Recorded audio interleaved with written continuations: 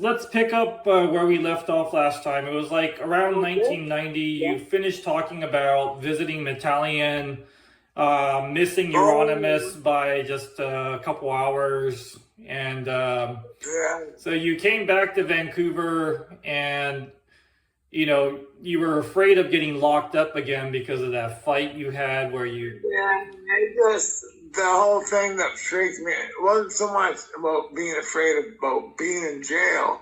The thing that freaked me out was, what if I'm there for like 5 to 10 years? I'll be an old man when I get out and finally get this album out that I want to do, and fuck, we'll be so behind everybody else. Mm-hmm. You know, at that time I didn't even know anybody else, you know, especially in Vancouver. Nobody was doing black metal back then.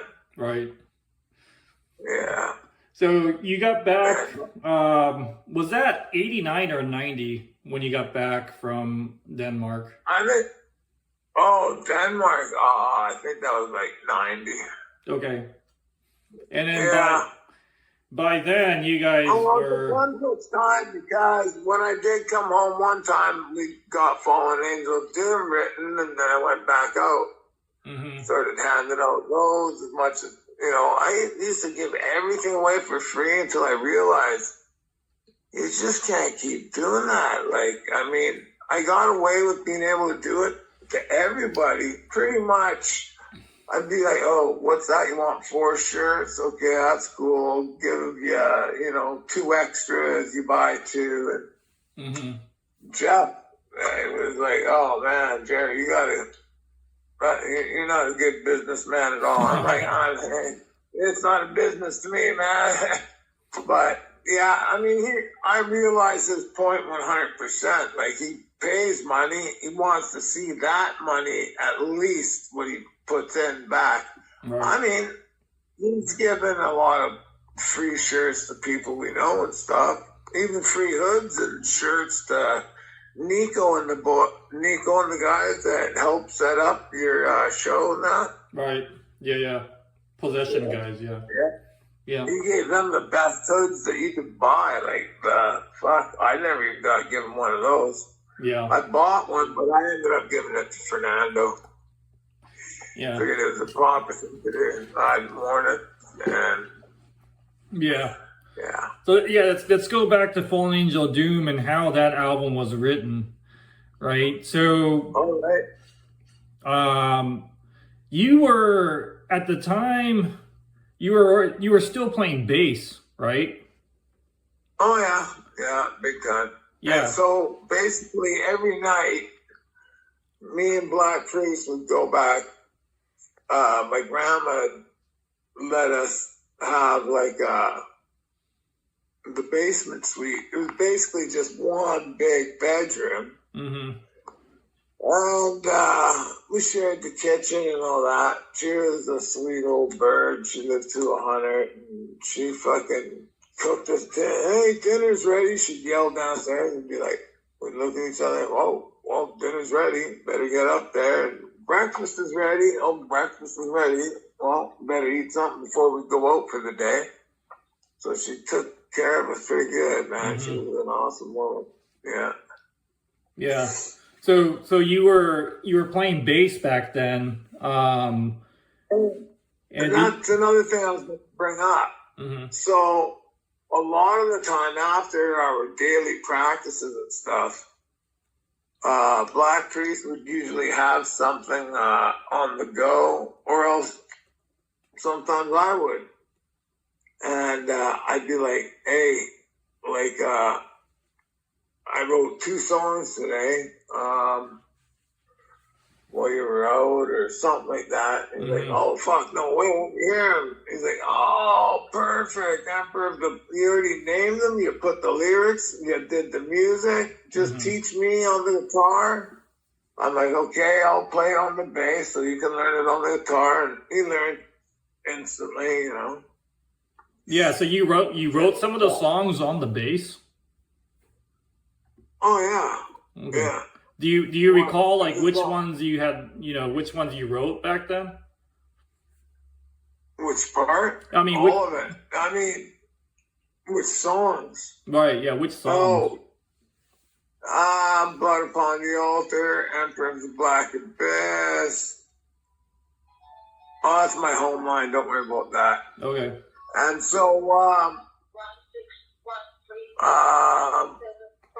back to some of the songs I wrote with War Command, of course. All the short ones seem like I wrote. I don't know why, if I was getting a little too much into the grindcore. Right. But I was thinking, hey, when fucking people listen and realize we're a black metal band, and wow, they're doing like fucking super short, fast fucking rippers. Yeah. Like that's just fucking totally different and original from everything else. And I kept saying that to Black Priest, and he was saying, exactly, we got to keep it original. That's what people like, right? Yeah. You know, I don't know. If you're just going to be the average, same old band that everybody else has already heard, then chances are things might not go your way. Right. So you were listening to a lot of grind back then, like Blood, Napalm Death, Carcass. For sure. I call them like if I had to, I put a bracket in between. I put like Blood as in grind, black, death. Right. I don't know. That's just my way of looking at their music. Yeah, I mean, there was like... You can probably notice. There was some cross-pollination between you guys and Blood as well, because Blood started wearing like war paint on stage, right? Like, I'm pretty sure... Wow. Yeah, because they weren't doing that before... It was probably the Gods of War tour in '93 when they realized, okay, corpse paint on stage, or was it before then? I have no idea, but yeah. I believe what you're saying, and I think that would have been a good idea for them. Yeah, you know, not too grindcore band, grind, deaths, fucking black metal. Yeah, yeah. Actually, I'm trying to call our music black metal warfare style. Yeah. Just, I don't know, as far as Blasphemy Go to Christ goes. Right. Yeah. That makes sense. Yeah, so... Yeah. Why did you stop playing bass in Blasphemy? Stupid fucking there was no reason. I just thought, I could slack off and I'd have to worry about, where the fuck's the bass? And, you know, I could just get somebody else. I could get anybody. We got a million guys that fucking play bass just in our city alone. So, you know, and then the worst person of all, I shouldn't say that. I don't want to slag the poor bastard. Gestapo, but yeah, it just kind of pissed me off when they did that whole fuck Price tour. Because, yeah, sure, I might have had a little bit of a drug problem, but I was maintaining on this pharmaceutical stuff called Dolofene. And if they would have told me, hey, in 6 or 7 months, we're going to have a fucking show together called the Fuck Price Tour, and this time the bands are backing us up. This time we aren't backing up Gorguts or some fucking bullshit like that, you know? They were good bands, like Rotting Christ and, you know, Immortal. Back in those days, they were good. Yeah. You know? And I still listen to them now. In fact, I bought one of their shirts in Montreal for a friend of mine. They didn't have my side, so... Yeah. Yeah, so can we talk about the recording of Fallen Angel Doom? Sure. So Blood Upon the Altar... Blood Upon the Altar actually has better production than Fallen Angel Doom. So can you think so? I think it's a little more raw. Yeah. But it's a little more dry. Yeah. The Fallen Angel Doom, we need to put okay, now we know. Throw some reverb on the vocals, maybe some fast delay. Right. You know? Yeah. Yeah, I mean, Fallen Angel Doom is a classic, and everyone loves it, but I feel like Blood Upon the Altar's production is better. And it's recorded, they're both recorded at Fiasco, right? Oh, yeah. All three albums. Right. Yeah. So, what happened between the recording of Blood Upon the Altar and Fallen Angel Doom, where the production changed so much? Oh, well, I don't know. We had a bit more money for Fallen Angel Doom. Once again, we were still beginners when it came to hitting the studio, right? So it was like, do the best we can for, what we go in there with $1,500? This time bring like $5,000, maybe $6,000. You're better off paying $6,000 just to make sure. Yeah. Like $6,000? Are you fucking kidding me, man? Trevor can fucking do this shit, man. I hope he's been in touch with you and letting you know the progress, whatever. Yeah. And so, there's should be 12 or 14 songs, and then he's going to be working on intro and stuff. I think Robbie's working on some intros too. Right. Yeah, I mean, that's Blasphemy Go to Christ. But going back to Fiasco Brothers and recording of Fallen Angel Doom, was there something different that you guys were going for where the production changed so much? Right. Yeah. No, we just thought, like, let's try to make it sound a bit better so that people don't think we're just fucking, oh man, these guys are barely even musicians, man. They can barely fucking, play. But I think people like that, we stripped down everything and, we fucking tried to put it out as raw as possible, and that was great. Even Jay Schneider, he said, I gotta tell you, because, you're my best bro, and I gotta tell you, my fucking favorite album, he always said, was Blood Upon the Altar. And I said, really? Over phone? Oh, well, okay, cool. Yeah, me too. I think Blood Upon the Altar is my favorite, and then second is Fallen Angel Doom, and then Gods of War. Okay. Yeah. Yeah, for me, it'd probably be a toss-up between the first two you just mentioned, and then Gods of War just pissed me right off because the original artwork was fucking changed on us. I don't know what happened, but it was supposed to be like a couple of goats carrying like a sort of demonish looking dude in a chariot. And it turned out to be a couple of fruity looking fucking horses. Either way, the guy who did the artwork was a super cool guy. Saf Neb. Yeah. I don't know whatever happened to him. He was one of the Victoria Ross Bay guys that, like, I remember being out there for a visit, and I was like, I woke up really early in the morning, and I said to my girlfriend, hey, I'm just going to zip over to these guys' place. I'll be back. Like, give it no more than 1-2 cases of beers worth of time. She goes, well, what's that for you guys, about an hour and a half? I'm like, no, give me at least 2 or 3 hours, And I went there, and they're like, you just missed him. He moved out, like, I think it was 2 or 3 months ago.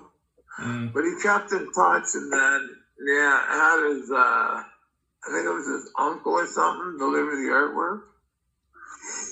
So I never did meet him in person. I don't know what he's doing these days. Probably married with kids. Listens to black metal when he's allowed. I shouldn't say that. That was stupid.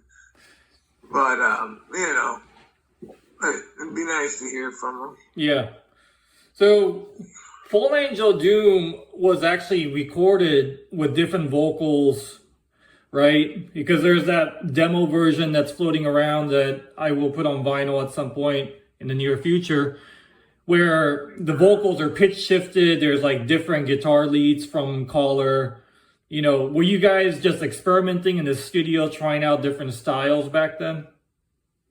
Well, I'll tell you, Call in the Storms always goes, oh yeah, the fucking Call in the Storms intro. I'm like, no, it's the Black Winds outro, dude. He's like, oh yeah.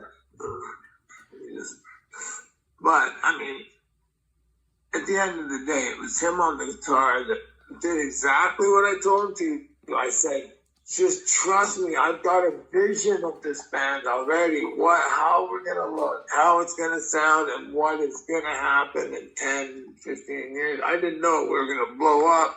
Mm-hmm. I didn't know we were going to meet you and have a great record label instead of one that just fucking chumps around, you know? Mm-hmm. And, but anyway, I just told him, man, for the outro, I just want you to frib out on the guitar. Don't do so many scales like you usually do. Just do lots of bottom end. Do, if you have to throw your scales in, do some of that. Mm-hmm. We're going to record it backwards. And then we might slow it down. Then we might slow it down again. And then even again. But we only had to slow it down, I think, one time. And then we added the nuclear bomb at the end. And it was just fucking... Right. I hope you like that, Jeff, because I think it's a fucking keeper. Yeah. He says, definitely. Mm-hmm. That's the Caller of the Storms outro, man. I'm like, yeah, fucking right it is, man.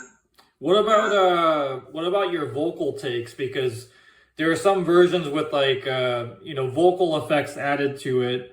So did you guys experiment in the studio with different vocal style? No, we didn't. We were just like, just hit the vocals, they always sounded dry, and I was just like, oh, man, how can change this? Mm-hmm. Like, when we were at practice, like, I went and got myself a PVXR 1200, which was kind of stupid. I just, at 16 years old, that's when I got that. Beast of a fucking PA gear. I just thought, oh wow, it's got 12 channels. That means I asked the guy about the power, and he showed me the speakers. They're SP3. I don't know if you know what those are. They're just a dash above Black Widows. And Black Widows are great speakers too. Mm-hmm. But the SP3s, they look identical. You wouldn't know one from the other, but they could handle a bit more punishment. He goes, oh man, instead of telling me, hey, why don't you just get a 4 or 6 channel board, then get a power amp, get these speakers, and get 2 more speakers. I would have been, that sounds great, Mm-hmm. Of course, live and learn, Yeah, but there are versions of Fallen Angel Doom songs with pitch shifted vocals, so was that something you guys were messing around with in the studio with the pitch shifter? Do you remember that at all? A little bit, yeah. We had to add some effects. Yeah. Yeah. Okay. Yeah. All right, just switching gears a little bit. The story behind the neck scar. Can you tell that story for us in detail? Sure, why not? Told it to a few people on text, and I was like, oh man, here, let me just talk into the audio. Right. So what happened? Okay, get ready for a bit of about a 15. I'll try to break it down in 15 minutes. I was going out with a girl who was pretty impressionable on me because of her looks, but really she was a slut. I mean, now I've got the best girlfriend, and I don't, go for girls for their looks now. Mm-hmm. I mean, I'm not saying that my girlfriend isn't good looking.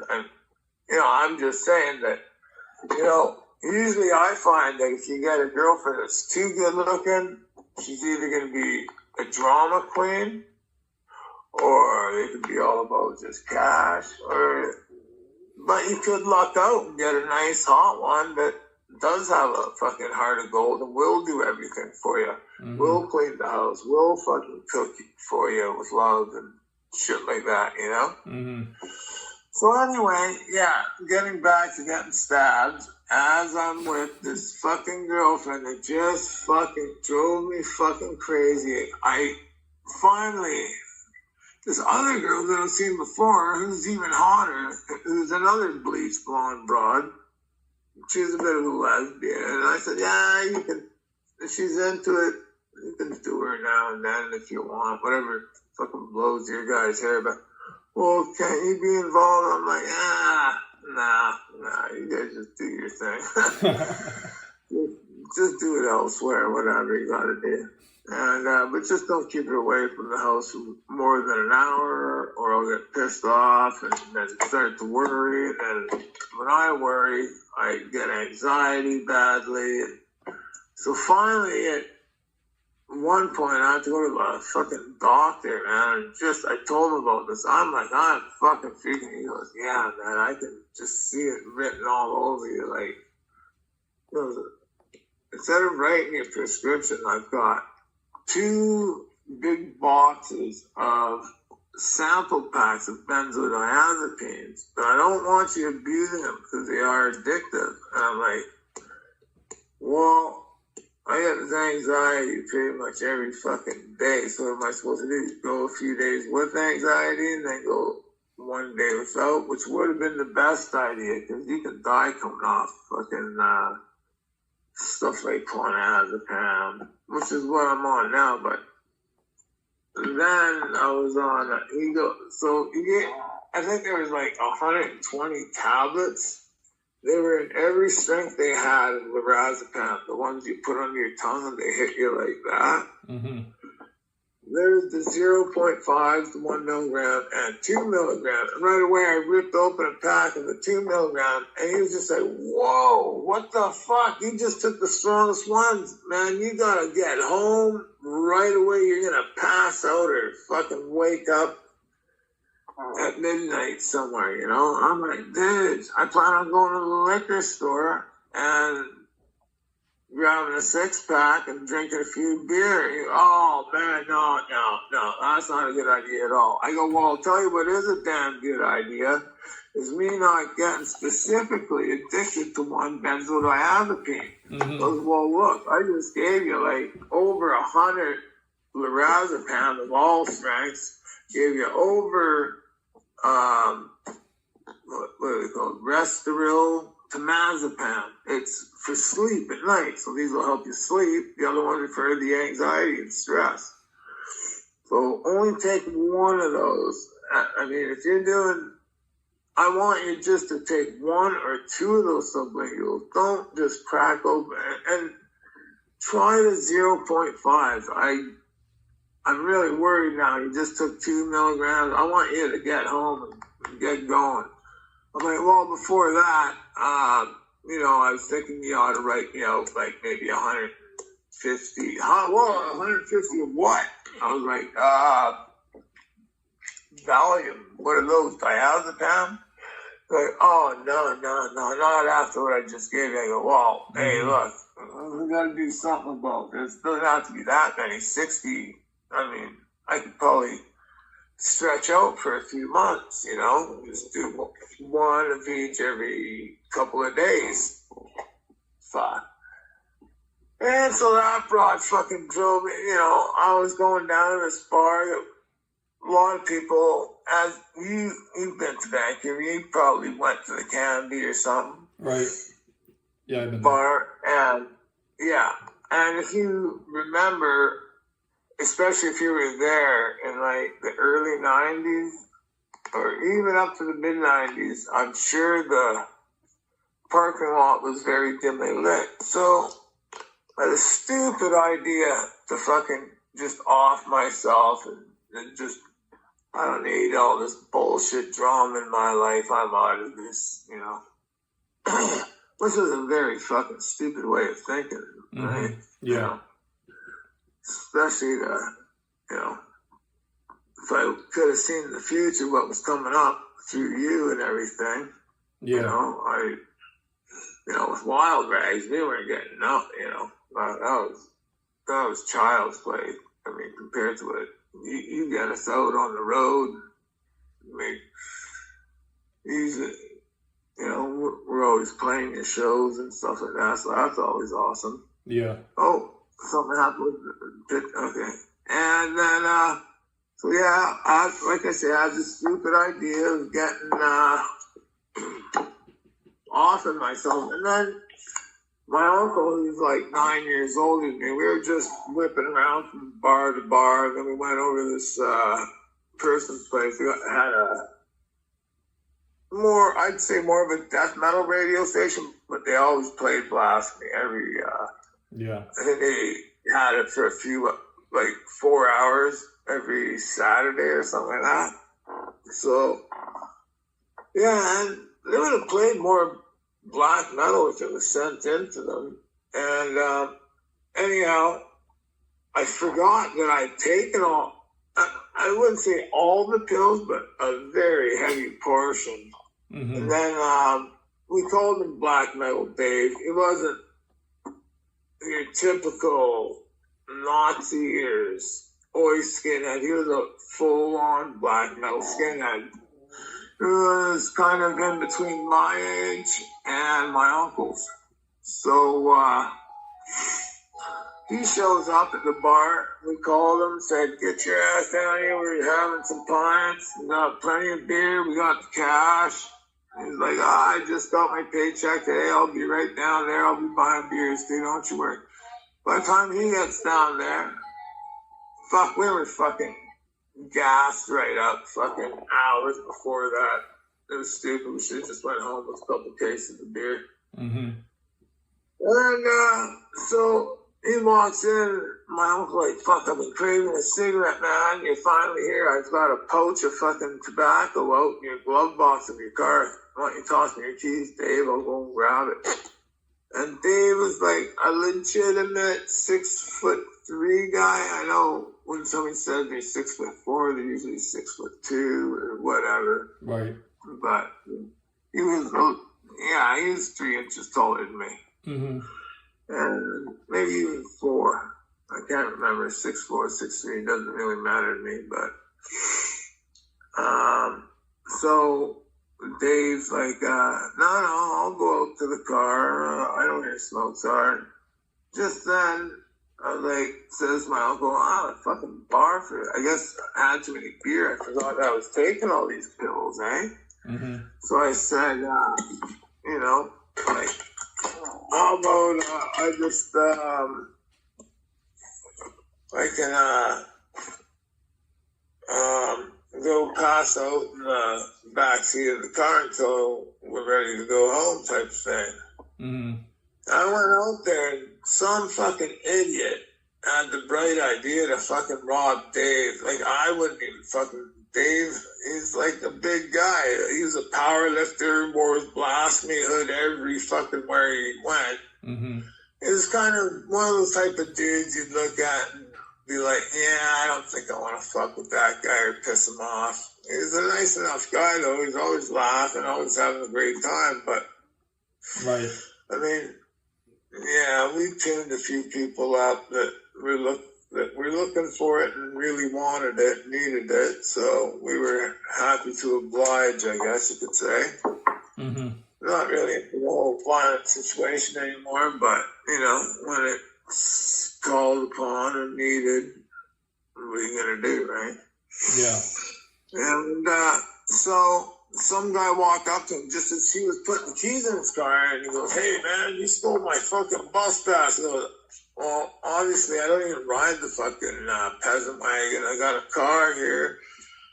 And then just then I could see he was getting robbed, and I don't even remember any of this. No, it was just a waste. I just probably threw the most feeblest punch. The guy just swung around and plunged me in the neck, and my arm went up like this. I spun in a circle, and my elbow clipped him in the jaw, and he sunk it in my back, and it punctured my lungs just enough where they had to, get the air out, or air, or however it was.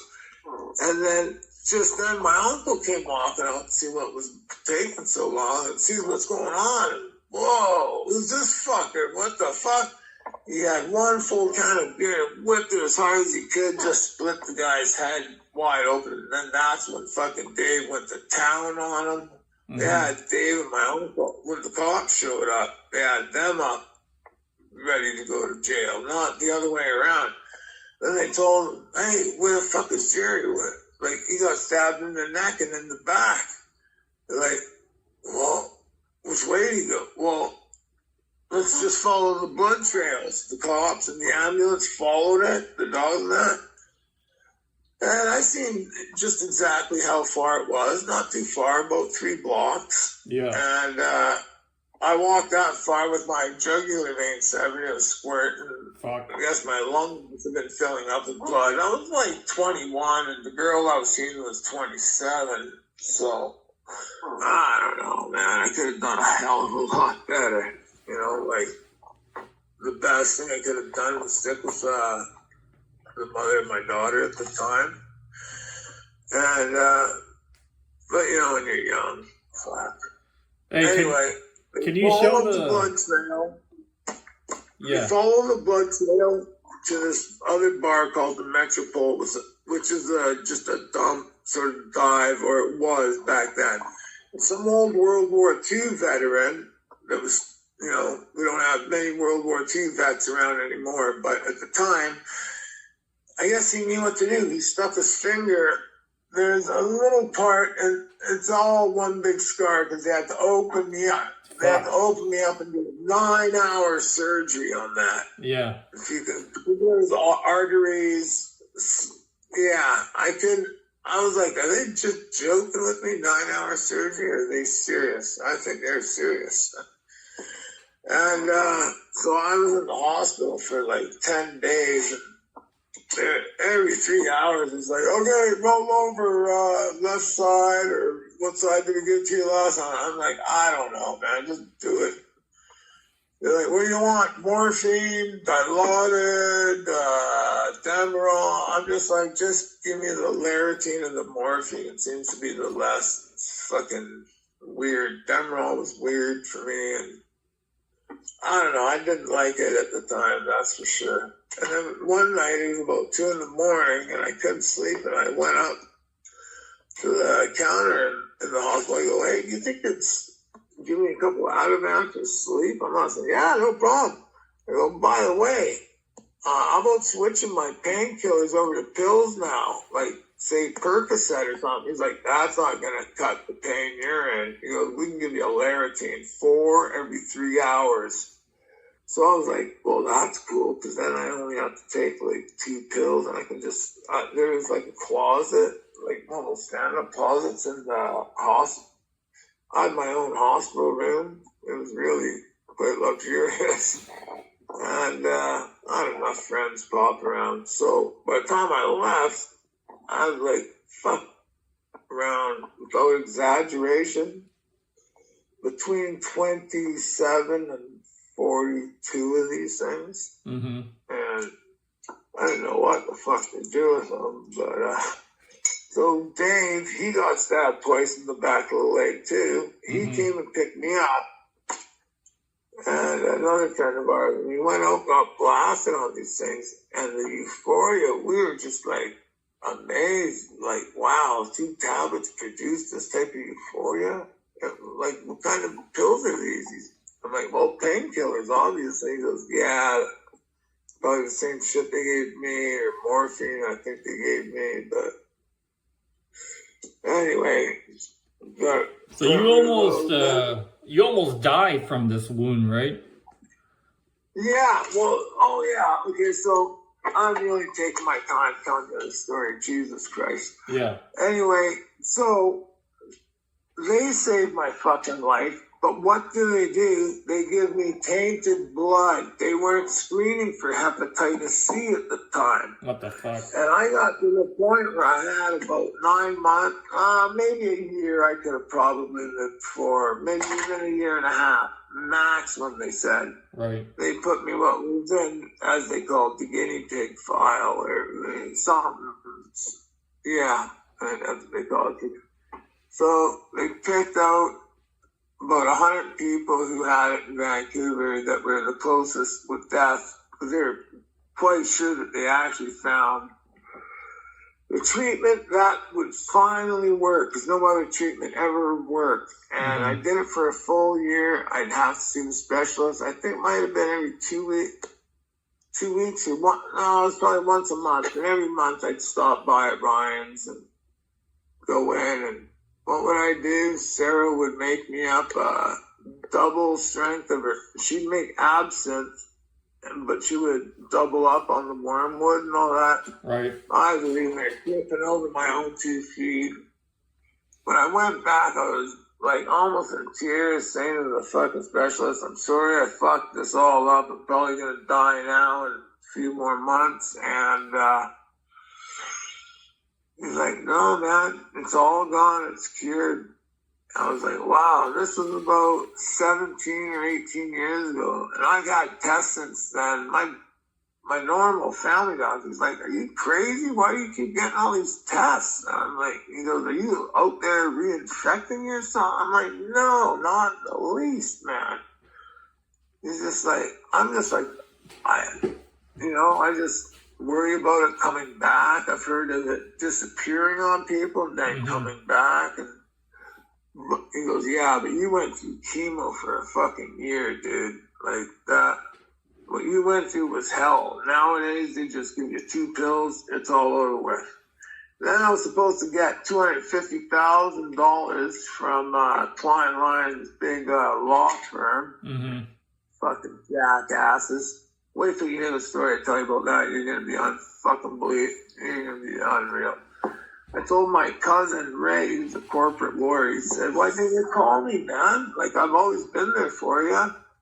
I would have had those guys fucking... So they sent me a few checks, like $5,500 here. I think the most I ever seen was, it was closer to 6,000, to be honest. And then another 5,500. Then the checks would keep getting smaller all the way down to like 4,500 and 3,500, 25. Then 1,500, then 1,200. Like, when's this 250,000 come through? They're like, oh man, a few more months. I kept calling them like every 3 weeks or a month. When I did call them, then they go, oh, is this Jerry Buell? Oh man, we tried getting hold of you for 4 months. Where have you been? What are you talking about? Where have I been? I've been right here by my fucking phone waiting on your guys' fucking call. And I've been, they go, whoa, that's news to us, because we've been trying to get a hold of you for 4 months. I go, 4 months? That's a laugh. I called you guys 4 weeks ago, and you were never around to take my call. Her name is Lisa Portier. Hopefully she hears about this. And, they go, well, what we did is all the people that we couldn't get a hold of, we just split all their money up with everybody else. I go, so you took my $250,000 and just decided to split it up with all the people that was, that sounds like a good idea. Instead of maybe waiting like maybe 1 or 2 months. It doesn't sound too cool to me, but I knew it was too good to be true. Click. And that was that. Yeah.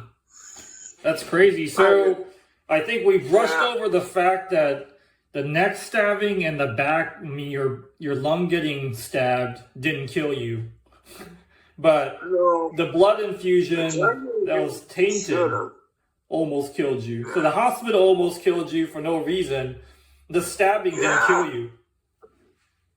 Yeah, that's crazy. And the hospital brings me back to life and gives me a death sentence. I fucking had to live with that fucking gross disease called hepatitis C. You know, I hated having to tell people, you know, right. when I had that, it was like, oh man, don't get too close to him. Don't drink from the same water. I remember I was opening a window to my place, and this hand, you can probably see the scar on the wrist. It doesn't look so big now, but it severed some tendons and shit like that. I told my girlfriend, this was a different girlfriend at the time, don't go anywhere, I'm just going to the gym with Jimmy the Wolf. I'll be back in 2 hours max. What does she do? She goes out down to the 7-Eleven. Probably seen us pull up and, oh, I'll go out, create a little drama scene. You know how some women are. Mm-hmm.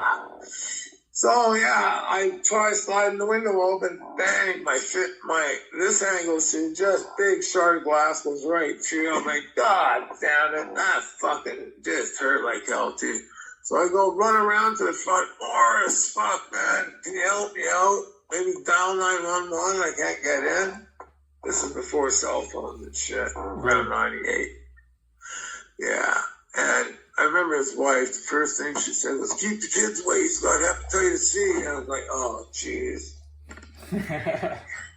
Yeah. So, what are you going to do? Yeah. When did the stabbing happen? That was early 90s, right? Well, I think I was like 9 or 21. Mm-hmm. Maybe 22 at the most. Yeah, I was probably 22. Yeah. 21, 22. Was that before or after Fall Angel of Doom was recorded? Good question. I thought about that myself a few times. I'm just going to grab a drink of water here, which I should have grabbed first place. But I'm not sure. If it was before or after, that's a hell of a question. I guess I could call a friend in Denmark and say, hey,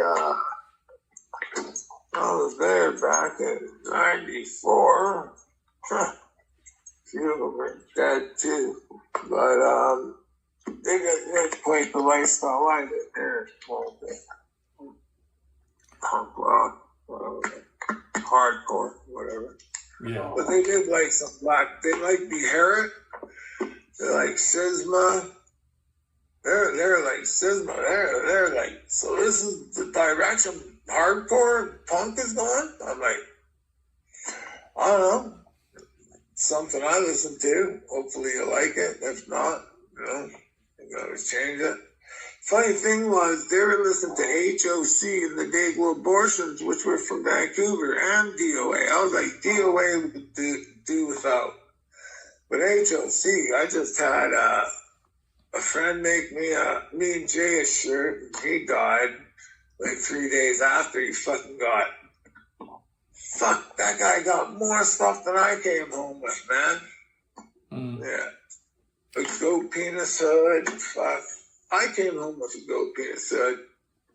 But I don't think I think he got the fuck. He wasn't supposed to get it. He was just rifling through all my shit. This is mine, this is mine. I was like, oh, Jesus, he's selfish. So, you're full of crazy stories, so maybe you can tell us another crazy story that happened.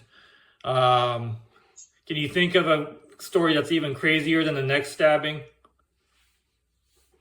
Ah, jeez.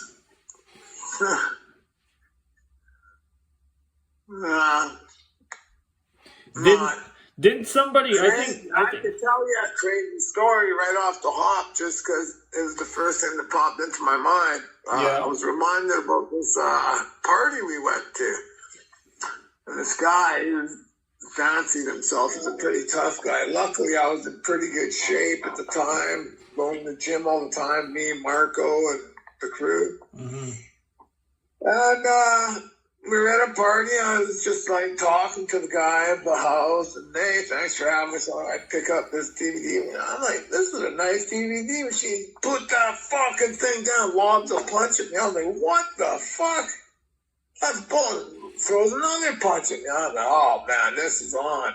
So we duked it out in the bedroom, living room, kitchen, This guy could take a beating better than anybody I've ever laid a beating to. Yeah, another guy did lay a similar beating, maybe a bit worse, but he was able to get up.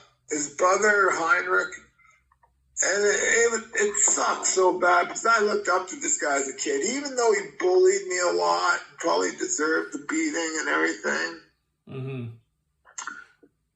I mean, we became friends after that. He let bygones be bygones. But his brother Heinrich was like, holy fuck, Jerry, what'd you do? It looked like a fucking tank rolled over him. Well, just get him off my fucking property, man. I've been telling him daily for fucking months, don't be here when I come home from the fucking gym drinking with my uncle. My grandma's just sick of fucking him because all my uncle needed was a partner to drink with, and fucking he could go all day, he could go all week, all month.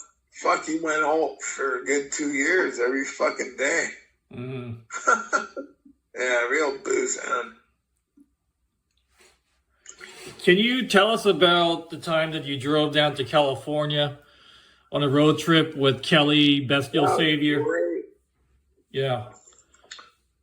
Oh, man, I really miss California. I miss San Francisco, and I know you used to live there. Yeah, you guys played in... the street, but then all of a sudden it'd be like, oh, you know, you'd just be like straight downhill, eh? Yeah. I thought, how the fuck would YK fucking walk these hills, man? That dude must have been in some pretty damn good shape if you were walking around much. Yeah. So you guys played in Seattle, right? As part of that road trip. Yeah, somewhere there. I think it was right in the city of Seattle. Mm-hmm. And then we went down to Oakland. Right. Or no, maybe it was I Berkeley. don't know if we played.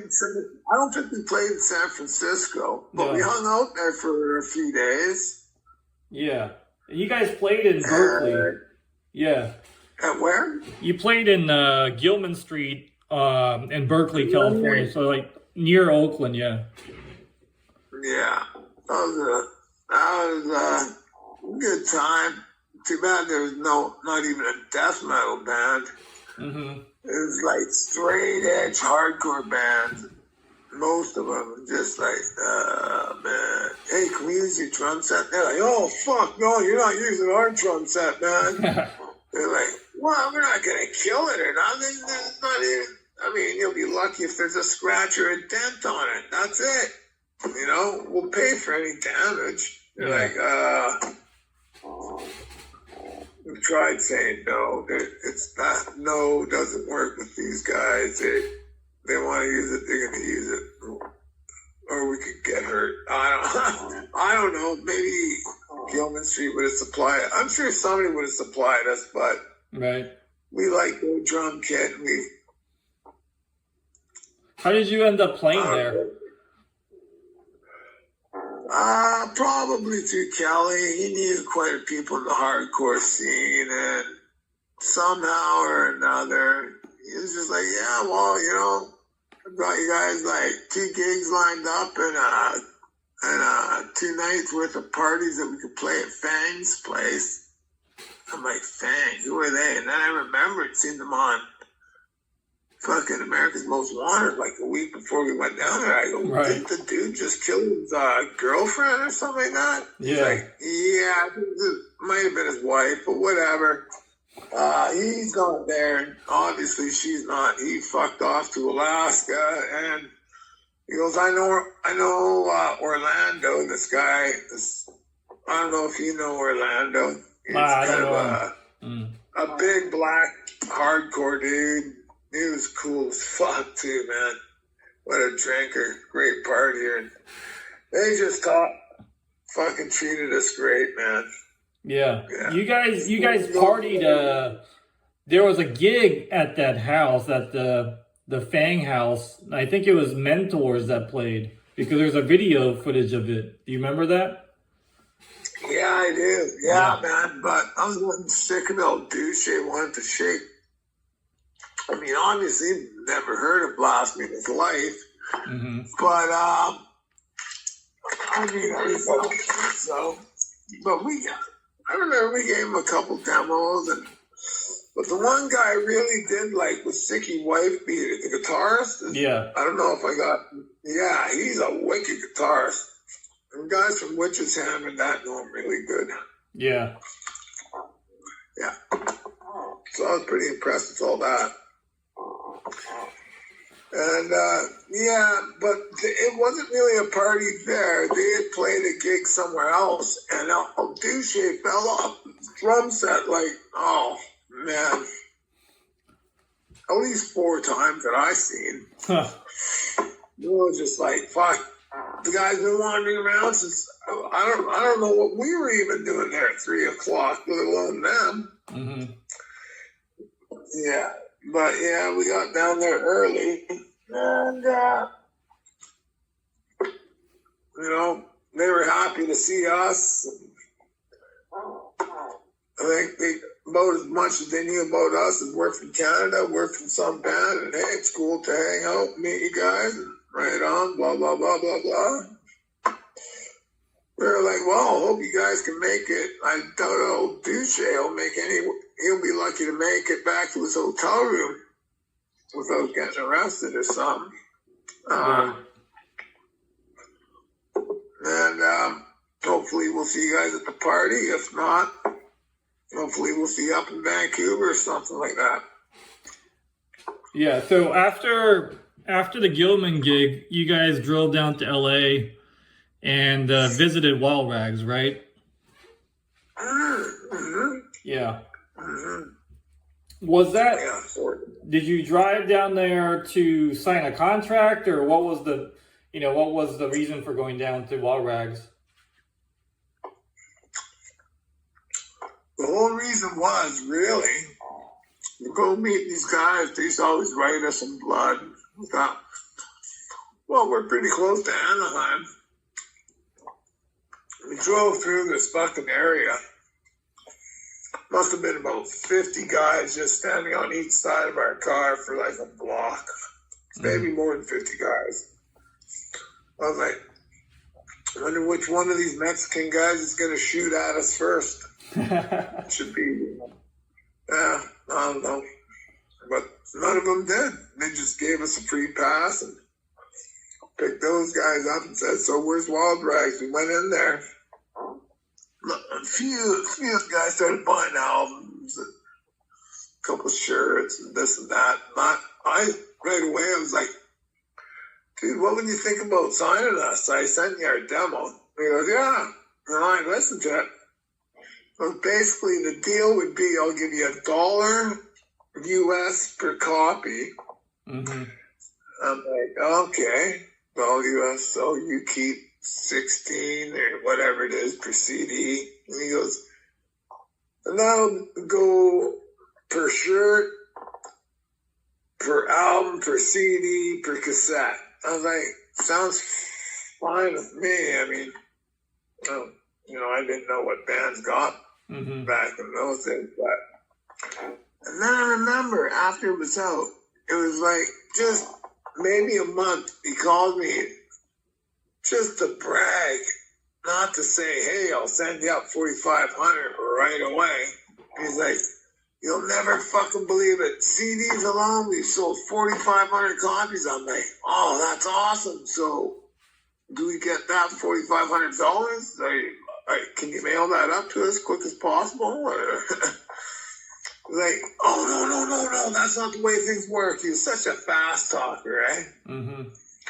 Like, you got to reinvest it all. I'm thinking, well, let's see. You just made $16 off each copy, or if everything was, he said they were going to be going for about $15. So let's say you made $14 US per copy. Can you do the reinvesting? And then maybe take with what we made off the shirts, cassettes, and LPs. Throw that in. That way everybody's happy. Most I ever seen out of him was a couple $500 checks. I think he paid $1,500 one time for a recording. That kind of blew me away. Yeah, so basically you guys got ripped off by Wild Rags, just like everyone else. Yeah, he was definitely not a Nuclear War Now Records. Yeah. Yeah, I remember sending $50 to him and not getting anything. Yeah, I just... But you didn't get anything? No, I sent him money and I never got shit. Yeah, I mean, but that's like... I think towards the end of Wild Rags, that's what was happening with everyone. Everyone was getting shafted. Yeah, that's unfortunate. Because, remember, I think it was Martin from Blood. Maybe it wasn't. Hopefully it wasn't. I'd like to know that they got paid something. I mean, they're a fucking great band. I mean, I think he's only a year or half a year younger than me. They had their album out almost a year before us. Yeah. Yeah, Impulse to Destroy. Oh, yeah. I did have that. I think I still got that shirt somewhere around. I had their newest Blood shirt, but I wore it for the live show that we played this massive festival. I couldn't understand why is it so huge. It's like Nuclear War Now Records. I've never even heard of this festival, you know? Meanwhile, everybody's heard of Nuclear War Now. Yeah. And it was good. There was great bands. Mortuary Drape was on the bill. I think they were the headliner, actually. Or maybe we were, but we said no, they could. Yeah, so are you guys ready for Japan? That's coming up in 2.5 weeks. Yeah. All we need is one good day rehearsal, and I'm ready to chop shit up. Awesome. Yeah. And this is going to be, is this, besides Thailand, you guys haven't played in Asia besides Thailand, right? Yeah. Hey, I was going to ask you, by any slim chance, is Expediting going to be on this bill? No, it's too late to be adding bands, so Beharit, you guys, Death Worship, Bloody Vengeance, Witchcraft from Finland, and then Sabbath from Japan, Abigail from Japan, Evil from Japan, Sex Messiah. Those are two of my favorite bands from Japan, too. Yeah. Did you say Abigail and who? With Sabat. And who? Sabat, yeah. So it should be a good time. Everybody's expecting it to be. Yeah. If half the people that actually go that told me that they were going, like all the Australian, the people from here, people from there. Yeah. Yeah, there's going to be a lot of people traveling to Japan for this one, so we're all very excited about the fest. Yeah, so what do you think, how many people do you think will be there? How big is the venue? Like, what can it hold? 1,200 is the maximum capacity, so there should be about... that's a good amount. Yeah, 1,200 is a lot of people, yeah. And the venue is set up with a big area in the middle and then balcony that goes all the way around on top. So people can stand on the ground level or go on the balcony. I think it's going to be a really good and wild show. Yeah. Right on, man. Can't wait to play that one. Fuck. Never been there and heard a lot of good stuff about it. Then when people hear about you playing there, they're like, oh, man, you just got back from Brazil. You're going there, you're a rock star. I'm like, no, not rock star, not in the least. Yeah. We're just a black metal band that fucking are lucky enough to get our flights and hotels and, a little bit of lettuce paid for while we're there and stuff like that. And we're pretty fortunate as it is. Yeah. I mean, you guys just stuck it out for long enough to get recognized finally, Yeah, that's true enough, eh? Yeah. Yeah. Well, it's been about an hour, so I'm going to let you go. But thank you very much again for your time. Appreciate it. And I think we'll do this again at some point. Maybe we'll do it in person in Japan or something.